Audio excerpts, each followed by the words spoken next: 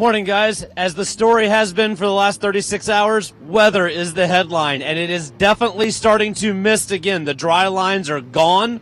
The course is now back to a consistent wet all the way across. Every single one of these cars coming off the grid on dry tires, most of them on sticker dries. 60 cars in this field. I was talking to pole sitter Danny Steyn this morning. He said there are world champions in this race. There are national champions in this race. There are children in this race. All kinds of diversity, but it's going to be a grandfather that leads them to the green. We'll try our best to introduce as many of them as we can. We'll go counter to our normal procedure. We'll introduce the grid from the front to the back. I'll get as far as we can. And we talked about Danny Steyn. He is the pole sitter, three-time and defending STL champion.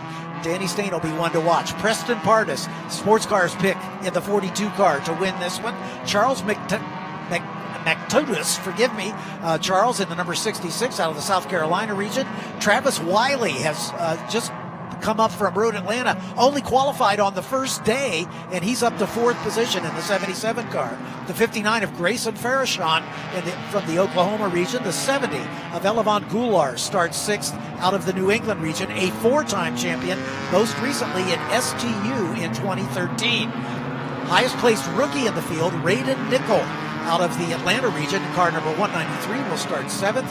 Car 6 is Nicholas Bruni out of the Washington, D.C. region. In row 5, the 86 of Alex Cabrera out of Central Florida. And another driver who was down at Road Atlanta making his way up here, only qualified on the first day. The 172 of Connor Zillage, the youngster out of the Central Carolina region, also a pick from Sports Car to finish on the box. Another rookie in the field, starting 11th, is the 198 of Daniel Conway out of the Washington, D.C. region. Car 4 is Rob Hines, moving over into Spec Miata. He is the 1999 Touring 2 champion out of Washington, D.C. In row 7, we've got the 8 of Anthony Garacci out of the New York region, and another rookie, Sam Craven, in the number 23 car out of the Houston region. Nick Leveroni, we saw him earlier today. He is a 19-year veteran of the field, his 19th year in the field, a former T4 champion. Nick Leverone in Nick Leverone in the 94 car out of the New England region. I'll figure that out. We're moving back to 16th, the 149 of Peter Ensor out of Washington, D.C. Boris Said Jr. in the number 133 out of the San Diego region. Then Jonathan Davis in the 16 car out of the Ohio. Chris Guifo out of the number 34 car out of the Finger Lakes region. A pair of rookies next in the order, starting 20th, the 95 of Jonathan Newdorf, and then the 188 of Rowan Gill out of the New England region. Starting 22nd, the 59 of Todd Burris from Central Florida. He was the champion in 2019 right here at VIR. Brett Kowalski in the 15 out of the Pan Am region. Then we got the 2 of Jim Drago, two-time champion, most recently in 2013 out of the Mid-South region. Really unusual to see him this deep in the field. The 02 of Sean Varwig out of the Chicago region. The rookie, Eric Gerchak out of Central Carolina in car number 22. The 48 of Frankie Barrasso out of the Florida region. Then the 112 of Marcos Vento out of San Juan, Puerto Rico. Then we've got 4 rookies in a row here. The 10 of Matthias Ramirez out of Central Florida. The 57 of Antonio Abram out of Atlanta. The 155 of Cam Eben from Appleton, Wisconsin. That's a racing family you'll know. Zach Barfield in the number 107 out of the Buccaneer region. Starting 33rd, the 71 of Greg Sorg out of Chicago. Then the 18 of Joseph Tobin from the Buccaneer region. Alan Cross in the number 49 car out of Atlanta as the cars are up into Oak Tree. Then we've got Skylar Cottrell in the 29, a rookie out of the Atlanta region. Jeremy Butts from Washington, D.C. in the 69. Domenico Lucci out of the Watkins Glen region in 46. Another rookie, the 195 of John Jenkins from the New York region. The 98 of Charlie Campbell out of Corey, Pennsylvania. Then we've got Jordan Rick Segrini, a rookie in the number 108 out of Florida. Another rookie, Stephen Clemens Jr. in the 76 out of Central Carolina. Matthew Davis in the 146 out of the Texas region. The rookie, Julian DaCosta out of Central Florida in the 178 car. Amy Mills out of the Northwest region in car 14. Starting 46, the 67 of David Nagler, a rookie out of the New York region. Michael Lamania, the number 180 and the number 88, out of the South Jersey region. And coming down to the start, Theodore Cahill out of the Washington, D.C. region. I'll get through the first 50. 21 is Marshall Stalker from the New England region. Starting 50th, veteran Andrew Charbonneau out of the Central Florida region in the 89 car as they're coming down through a hog pen and getting ready to take the start of this 15-lap or 35-minute race. 60 cars, our biggest field of the runoffs, coming to the green. Watch this. Prime starting position is on the bumper of the next car in front of you. Most of the top 10 are going to be flat out, just driving into the back of the car in front, being held back by Danny Steyn and Preston Partis as we come to the green flag. And there they come, under acceleration. Danny Steyn with the wipers on, clearing the windshield, indicating there is some mist in the air.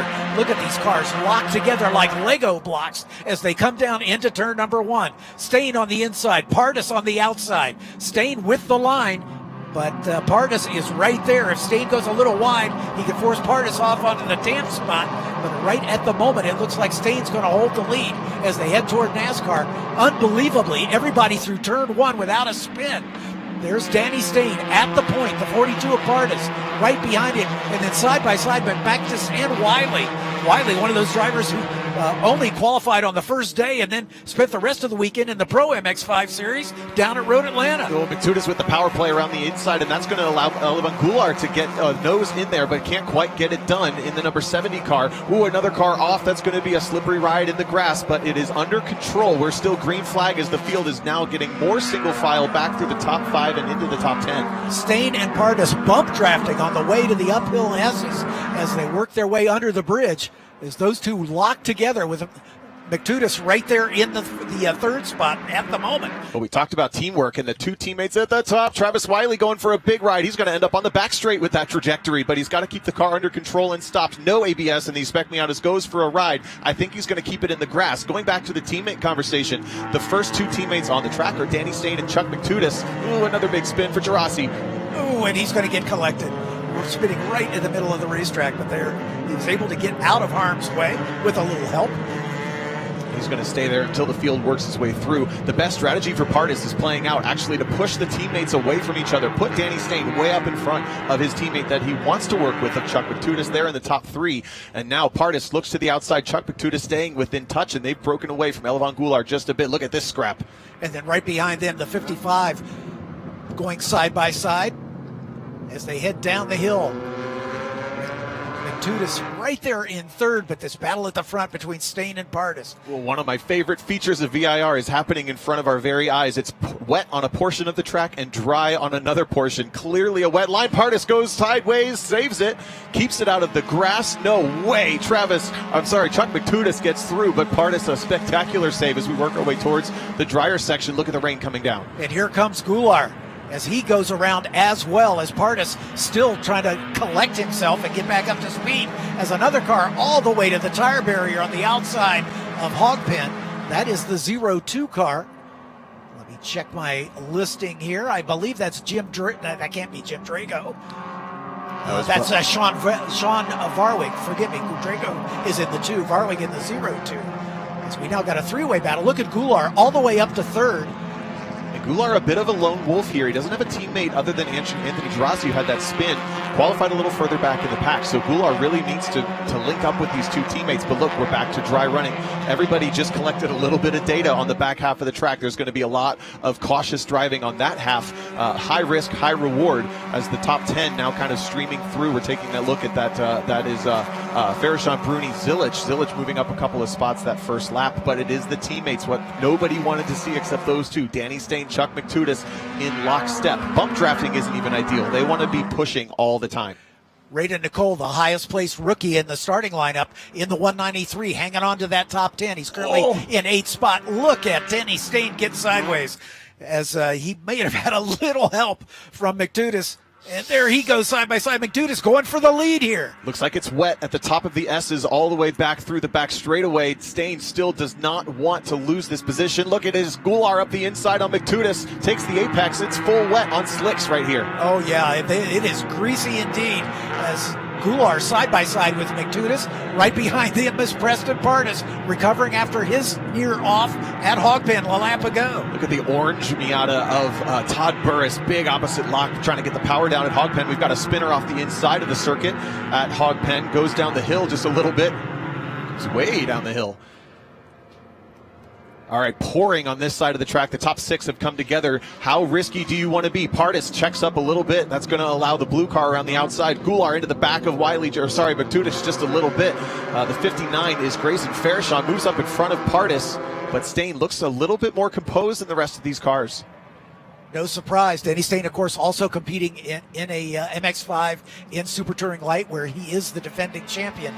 As they work their way down onto the front straightaway, it's been an eventful first 3 laps. No surprise. But it speaks to the quality of the field that we haven't had any significant offs or significant incidents yet. And I think we're going to keep it that way as the field's still green. Teammates at the front from OPM out of Atlanta. Danny Steyn, Chuck McTutis going side by side. This is coordinated. They need to swap positions because the cars overheat. The way they run so close together, they have to make sure that they're swapping positions. That's not what they wanted to see, though. Elevon Goulart takes the position as well. He's the meat in the sandwich of those 2 teammates. And look at the 59 of Fairshon doing a great job up into 3rd spot. Danny Steyn all the way back to 4th now. He was the runaway leader here not too long ago. Runaway leader by a car length. One of the other favorites is shuffled all the way back to 7th for Preston Pardis. That's going to bring Fairshon, Radon Nickel, and Nick Bruni still into that battle as well.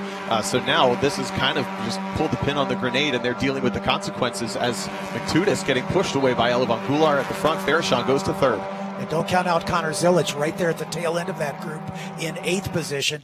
He's another one of the drivers in the Pro MX-5 series that competed down at Road Atlanta just this past weekend. Look at the pavement getting darker as they climb up the S's. The track is now completely dry. Fairshon looks to the outside, maybe just for a sight line at South Bend. A big lunge from the youngster. The 193 of Radon Nickel is fearless in the wet.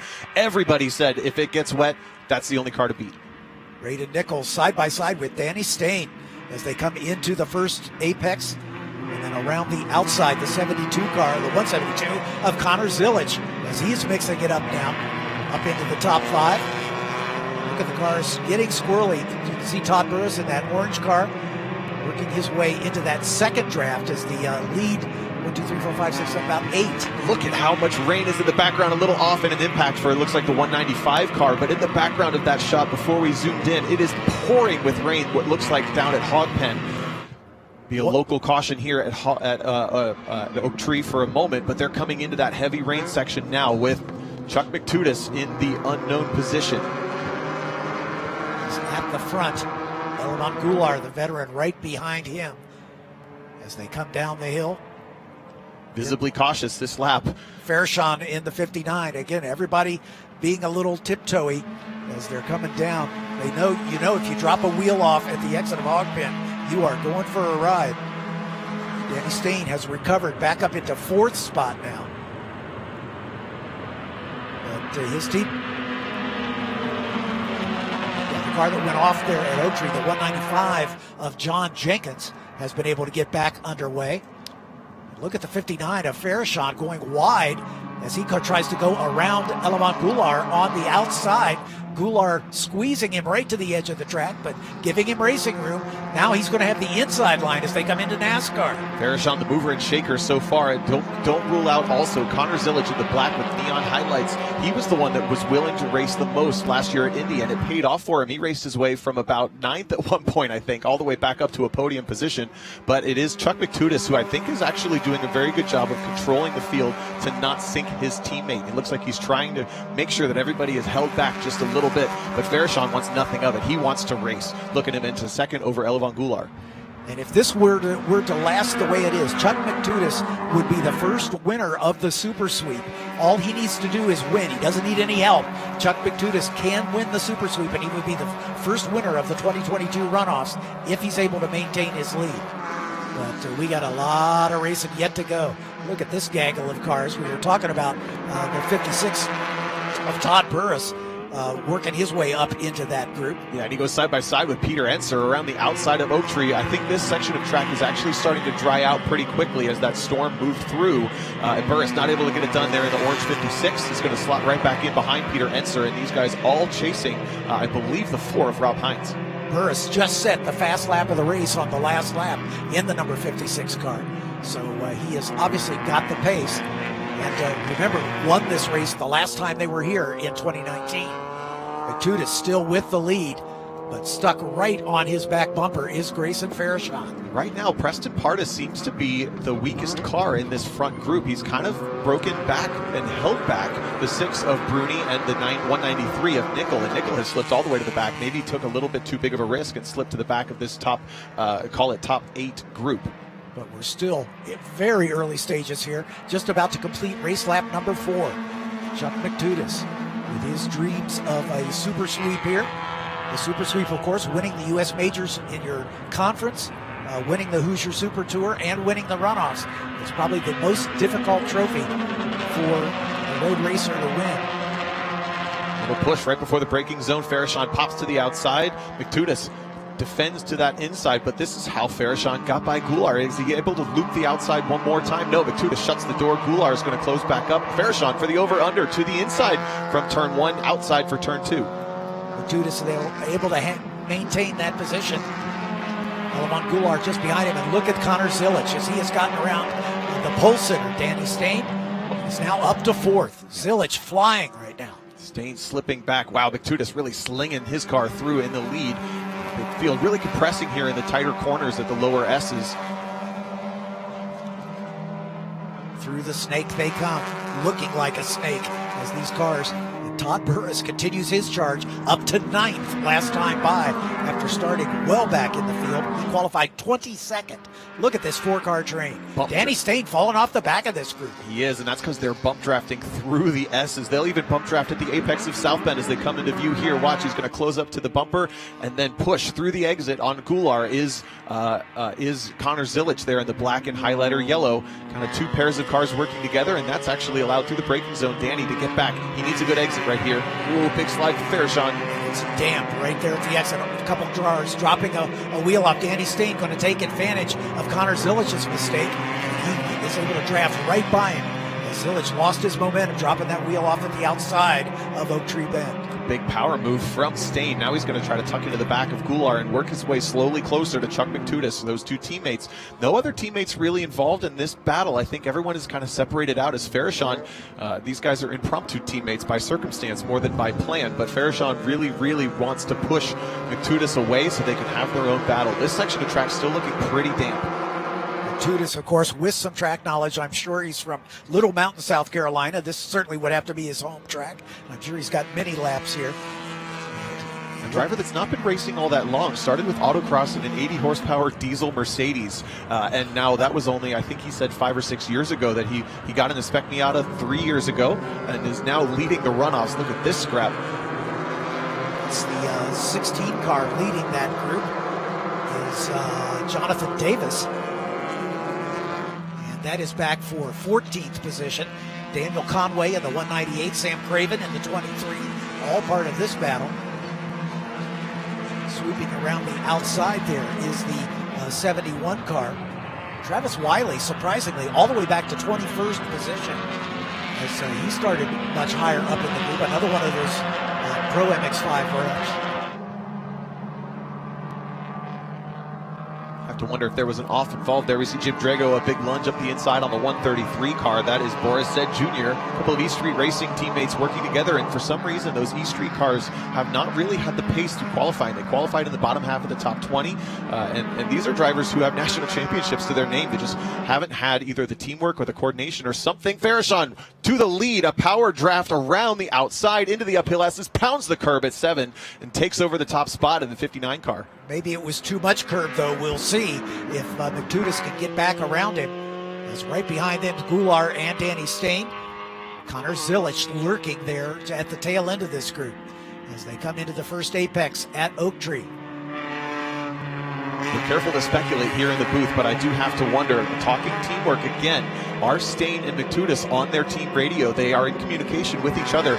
Steyn maybe saying, Chuck, get back here. We can work together if you come back. Maybe letting that move happen on that straightaway. Otherwise, I really don't see maybe then a misshift how that could have materialized. But Farashon to the top, Goulart still there in third, Steyn fourth. The top five grounds out with Connor Zilic. Preston Pardus, who started second, back in sixth position. Nicholas Bruni and Raiden Nickel, the highest placed rookie, back in that eighth spot. Tudis staying right with Farashon as they come down the hill. You can see the wipers intermittently sweeping the precipitation off these cars as it is still raining out there. These guys all on slicks, handling this weather extraordinarily well. Yeah, the circuit getting drier on the back half where we had that little pop-up rain shower. Still a huge tip of the hat to the entire field for getting through those first two laps cleanly, but we are, I think, dry and clear for the remainder of this race. I'll knock on the wood wall here next to me, but that top 7 or 8 still working their lead bigger and bigger. Todd Burris goes to the front of the second pack here in ninth. He's up into ninth spot, or 10th it looks like, as they come across the line side by side. Right behind him, Nick Leverone and Alex Cabrera. I think that's Cabrera up in just behind Burris now, diving to the inside. Tight stuff. Burris is going to run wide into the mud. Got to get the car checked up for the slow corner, turn 4 into the back. Whoa, huge drifts. Sideways entry into turn 4, and Burris controls it masterfully. Cabrera hanging on to the position, but Burris making up for that off course, dropping a couple wheels off there at turn number 4. As this is the second draft, if you will, starting in 10th position. Losing minimal time, so that's going to be Axel Cabrera, then Todd Burris. Nick Leverone, I think, was in this pack somewhere. There he is, 5th now. He was 3rd in this pack last time through the line. We're about halfway through this exciting Spec Miata race. Let's just take a brief pause as we thank some of the partners making this broadcast possible.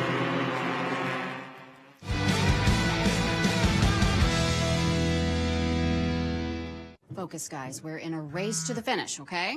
Here's where the rubber meets the road. These initiatives move the needle, like, at all? Well, let's shift gears a minute. We're really kind of at the apex here. We need to put the pedal to the metal. We need to nail those hairpin turns, cross that finish line, and take that checkered flag. Woo! Hit the track with the world's largest motorsports calendar, track day insurance, and more. Haggerty. Let's drive together.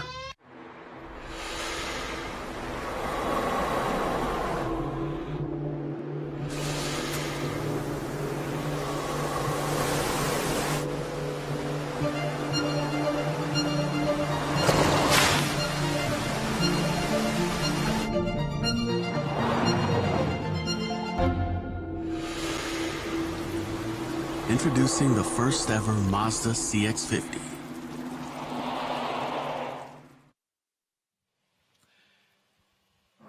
Welcome back to a thrilling battle for Spec Miata here as we're at the Virginia International Raceway for the 59th running of the SCCA National Championship Runoffs. This is the battle for the lead.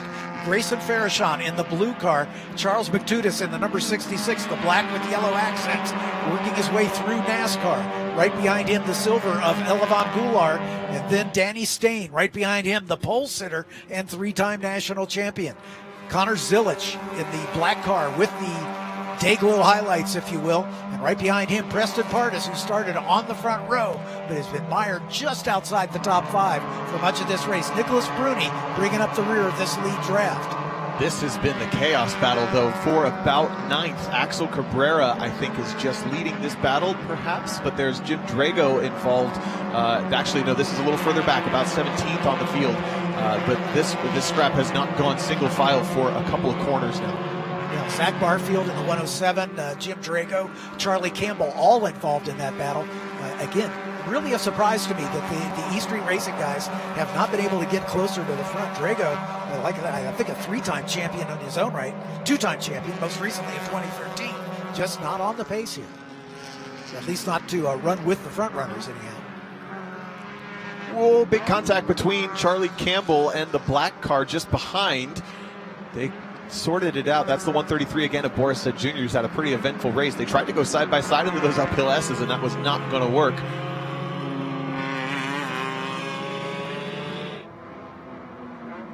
Goulart now out in front.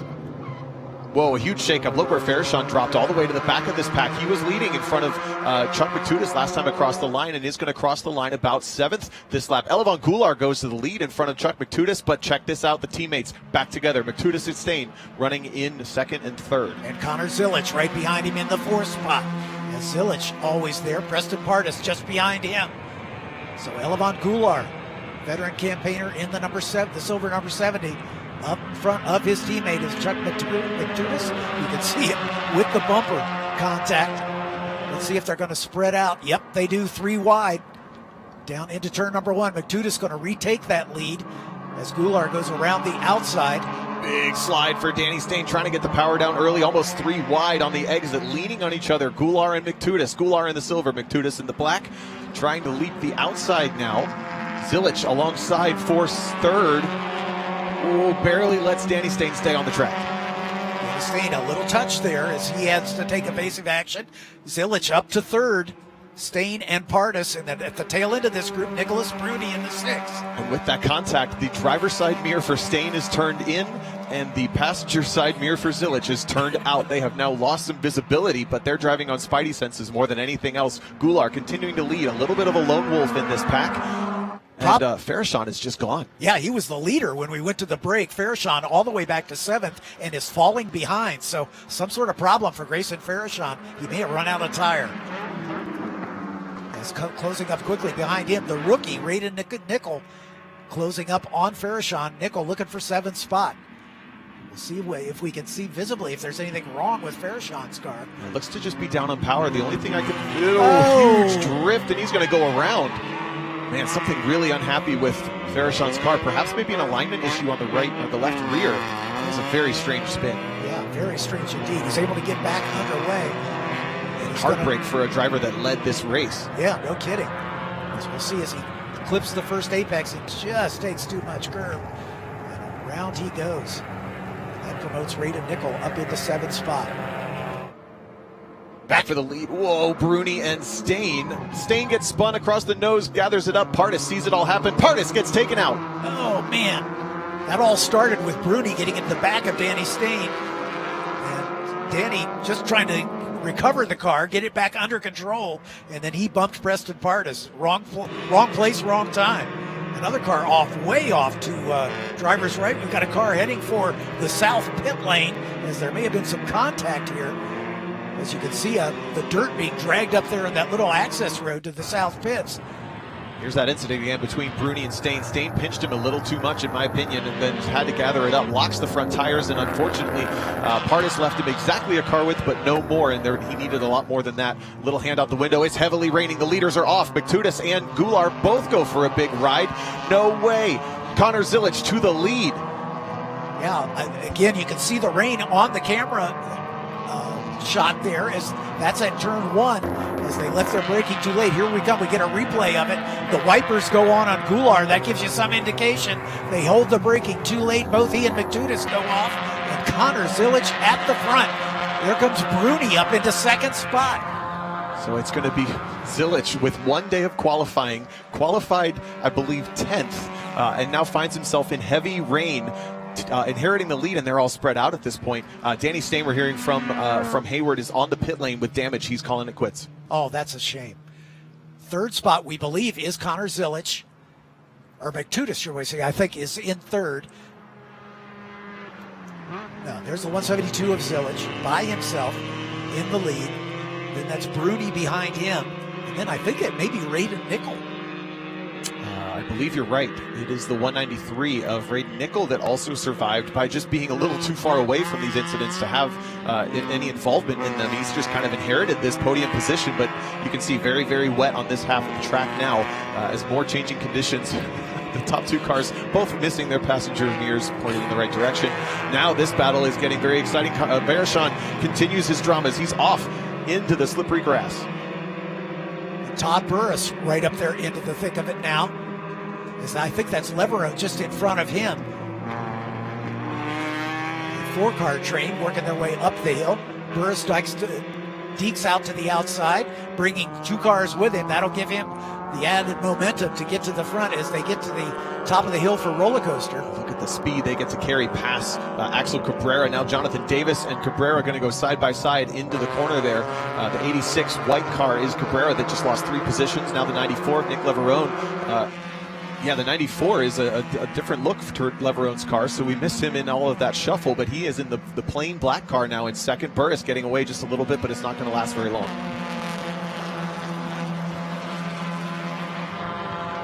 Their way onto the front straightaway. Burris up into, looks like 8th spot. Leverone just behind him. One of the former race leaders has rejoined this battle after his off. Chuck McTudis in the background with the black and yellow, just kind of hanging back. Lots of attack down into turn 1. Heavy rain. Jonathan Davis tries the outside. 3 wide at the apex, and it's a big slide for Cabrera.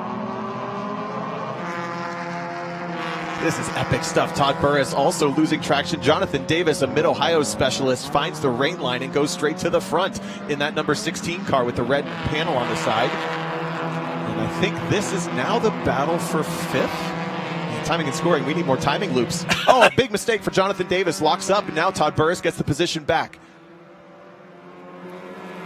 Burris and Davis still side by side through the snake.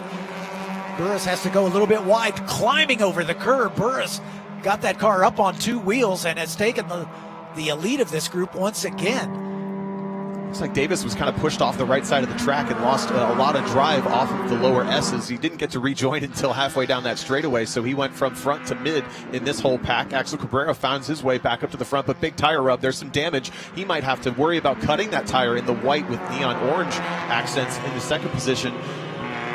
There's McTudis, who was in the lead draft after that off-course excursion, carrying the braking a little bit too late into the first turn a lap ago. Finds himself mired back in 9th position. So that is Nick Leverone at the front of this pack, again for what we believe to be 5th. Zilich, Bruni, Nickel, and Pardis seem to still be up in front of this dozen-car battle for 5th. Dozen cars, about right. Leverone with the advantage right now as they climb the hill up over the crest of Madison Avenue. Chuck McTudis picks a new dancing partner in Todd Burris, pushes him up towards the back of Axel Cabrera. Those are the 3 cars on the far right of your screen. Goulart, a former race leader as well, is in this one for 5th, as well as a bunch of cars we haven't even had the chance to talk about yet. That's the 23, it looks like, of Sam Craven, losing a position to the 198 of Daniel Conway. Grayson Farashon, former leader, back in 15th now as they come to the line. Connor Zilich, your leader. Well, we're seeing a full-course caution. Somebody is off as we can see the wreckers beginning to roll. I'm sure Connor Zilich did not want to see that, and it's Matt Davis into the tire barrier. And that's up at Oak Tree. So while we've got a break here under this full course yellow to recover Matt Davis's car, let's just take a quick break and thank our partners at Mazda.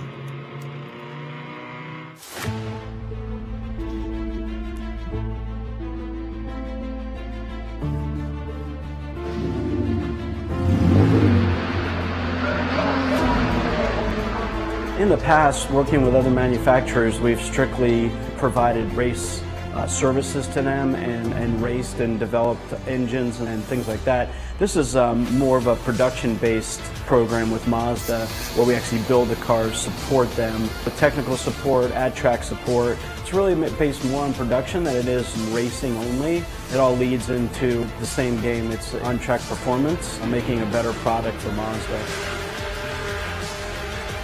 We start off by removing all the interior panels. We do leave some electrical components leaved on because we have to be ready for the welding process to make sure we don't arc or short anything out. Our internal welders get together and we start MIG welding all the base plates inside the car. Again, the car, before it's welded, has to be prepared to make sure it's nice and clean. After the car is welded with this beautiful roll cage, which is an FIA homologated roll cage that's been approved by the FIA to race all over the world.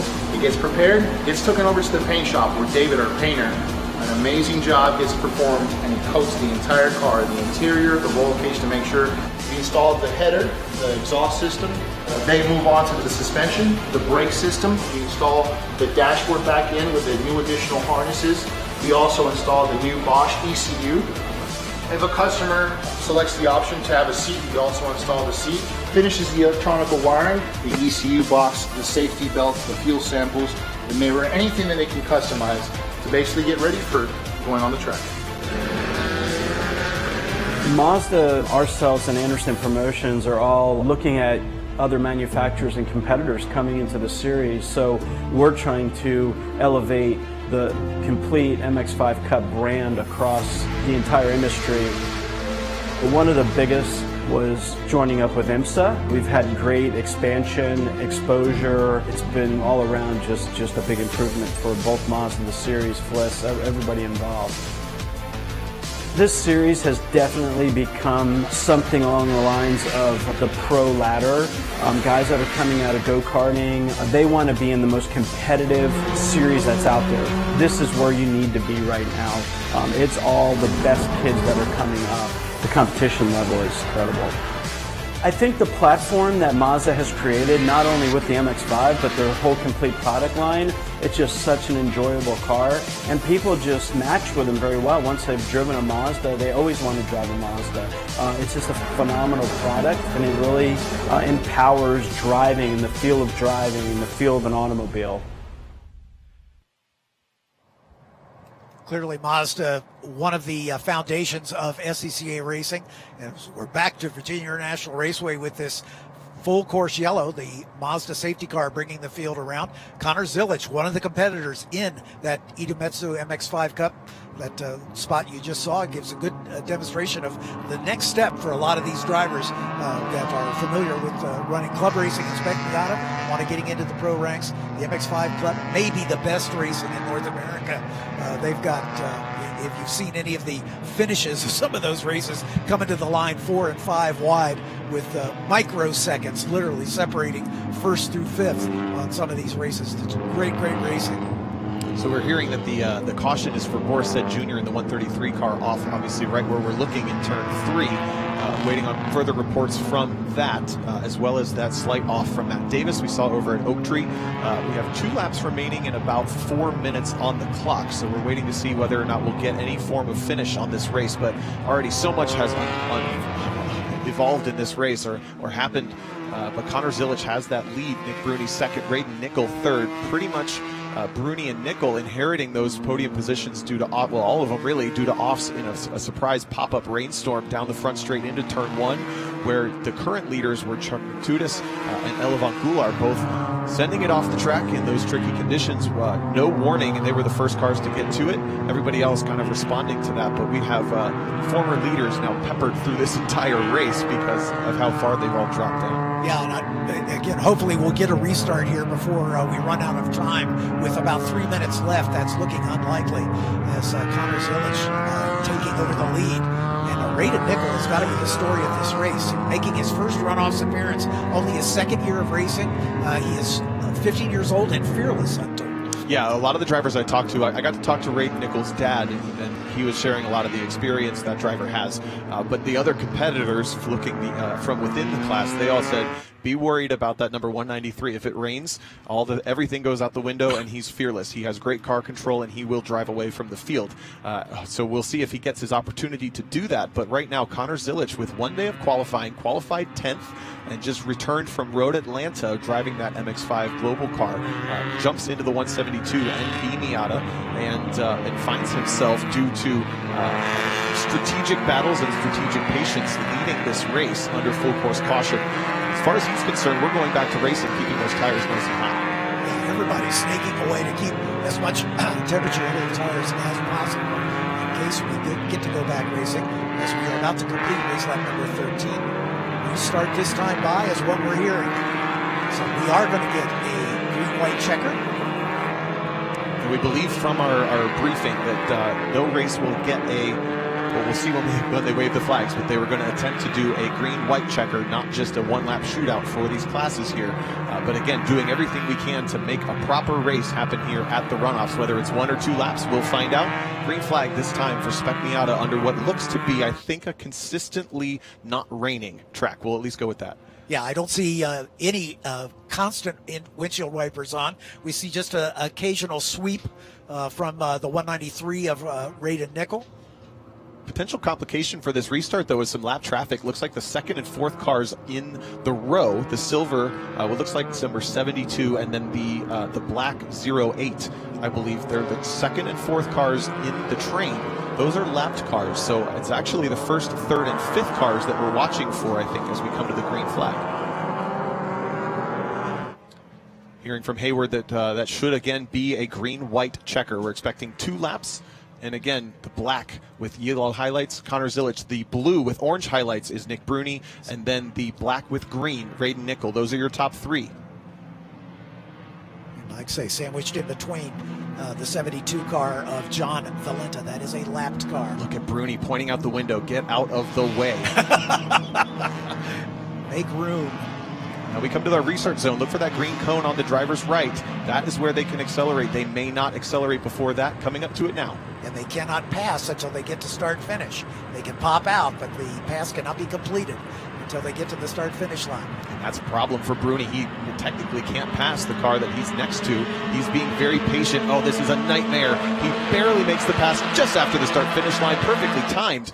But oh man, that's got to be so painful to watch the leader drive away. Yeah, Zilic is going to have an advantage there as he ducks it in. But look at these cars getting squirrely and going off. I believe that was Radon Nickel and Preston Pardis off at turn 1 as well. Another car going for a big ride all the way to the tire barrier. Sam Craven, Elevan Goulart again off. It is still wet down in turn 1. 4 cars at least getting caught out. Here comes Burris. Right behind him, the 86 of Alex Cabrera. And no way Burris up to third with those offs in the little NA that could. Just behind him is Axel Cabrera, 2 teammates, I believe. No, that's a mistake. Cabrera out of the X Factor faction there. And that's McTutis right up behind Cabrera. So he's had a great recovery as well. So Connor Zilic, Nicholas Bruni, your leaders. And then Todd Burris, who qualified deep in the field. Ooh, very awkward moments at the bottom of the S's as the lap cars trying to get out of the way so that the leaders can get through. Cabrera still worried about cutting that that left front tire, but it looks like just 2 laps to go. Hang on there, buddy. As they come through South Bend up into Oak Tree for the second to last time. You'll see the white flag next time by. Burris right out to the edge. All 3 of them right out to the edge. Matudis right behind Cabrera. A little bit of a gap behind him to Peter Inser and Jonathan Davis. Oh, seeing that we may be back to full course caution again for this car. This car rolled off the grid in 4th, but was lapped. The looks like 08 car. Andrea King, I believe. Nope, back to green. We're doing our best here, trying to follow timing and scoring. The color changes for us when it changes for you. It looks like we're still green. Coming to the white flag as far as we can tell. But Connor Zilic able to withstand the challenge from behind. We'll see if Nicholas Bruni can do anything. Pardis hooking up with McTutis as those 2 veterans have 1 lap to try to run this group down. That's Cabrera and McTutis. And McTutis actually got by Cabrera that lap and is locked onto the back of Todd Burris. So that's the black and yellow car that we saw leading the races, working his way back up towards potentially still a podium. Nick Bruni had that heartbreaking restart. Everything went by the way it was supposed to go, but he had to watch Zilic drive away for a moment. He has dug deep and pulled himself right back into contention. This is the wet spot on track. Everybody make it through. Burris taking the inside line, and he goes wide. Oh, Zilic is off too. Our leader's off, and Burris is off. Unbelievable. All the way to the tires. Heartbreaking for both of those. Nick Bruni goes to the front. Chuck McTutis to second, and Axel Cabrera finds himself in 3rd. Remember, McTutis could win the super sweep if he can win this race. McTutis has got plenty of incentive to try to get around Bruni. Bruni looks like he was a little bit deep into turn 4, is going to get a poor run through 5, but gathers it up, gets a good exit off the lower S's. McTutis needs to time this carefully. He's got technically 3 opportunities to draft right past coming in the remaining portions of this lap. Alex Cabrera now in a medal position in the 3rd spot, but the battle at the front, Bruni in the golf livery, if you will. McTutis right behind him.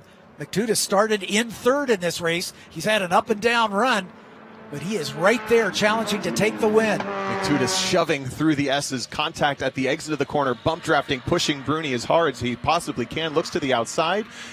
It's a little bit early, I think. He's going for squaring up the exit here. Wants a good run down the back straight. Hard turn in. Goes into the water. He's going to ruin his run. Goes a little bit too wide. He has no drafting help. He's all by himself.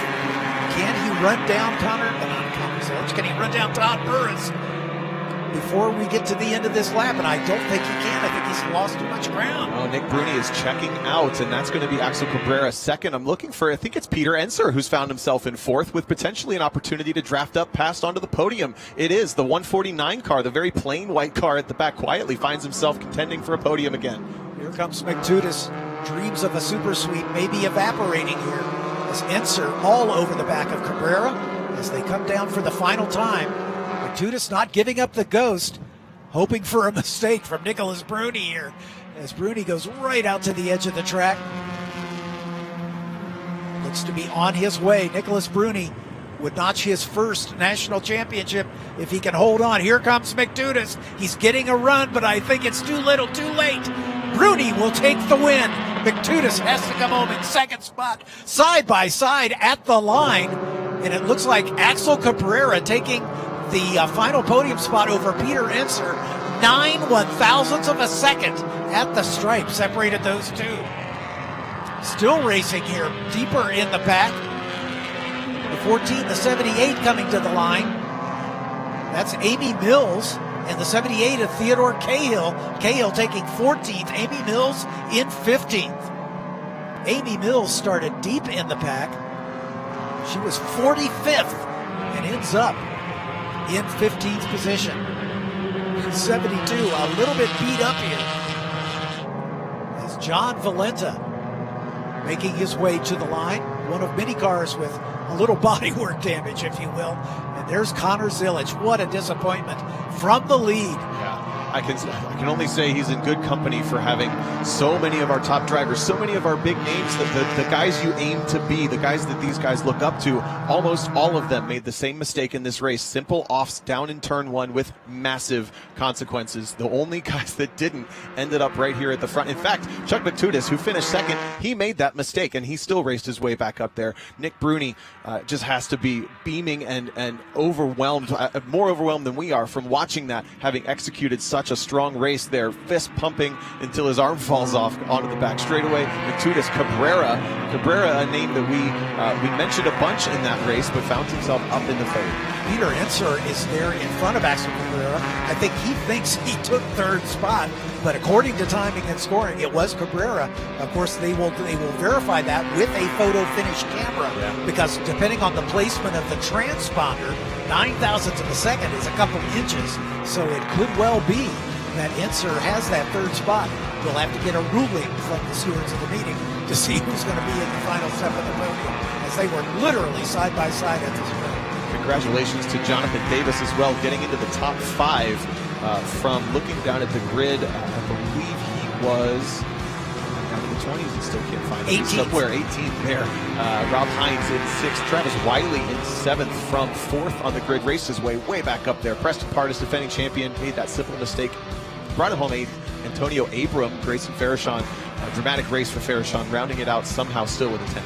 Antonio Abram, one of our rookies, started well down the order, back in 30th spot. Wow. So a great run, great survival run for him. Killer charge. Yeah, you bet. Cam Ebbett, too, also coming up from deep in the pack.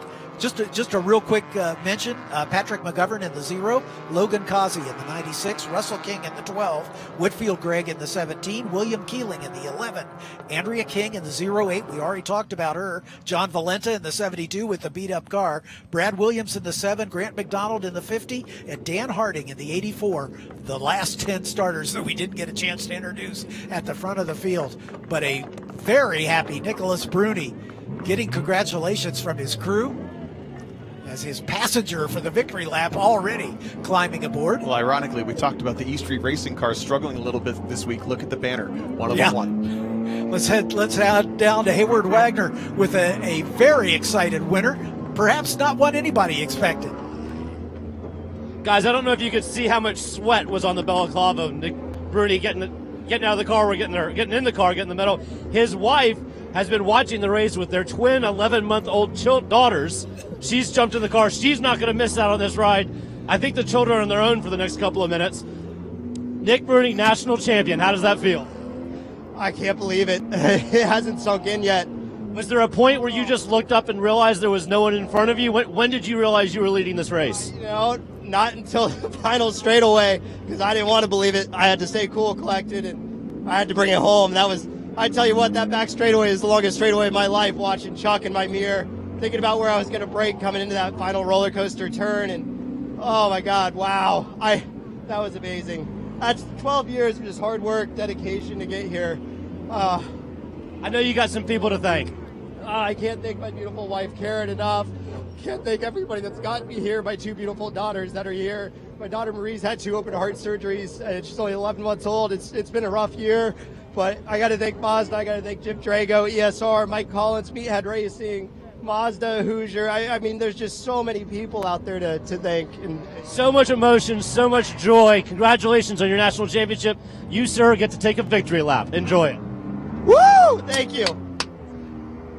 You think this racing doesn't mean anything to these guys? You can tell by the emotion in Nick Bruni's voice. This is a big deal for these drivers. It's the Super Bowl of motorsports for these club racers, and Nick Bruni is going to have a gold medal to take home. And you win a race that's what we would call normal. That means a lot. When you win a race like that, that's just give him 10 medals. Let's go back down for our second and third place finishers with Hayward Wagner.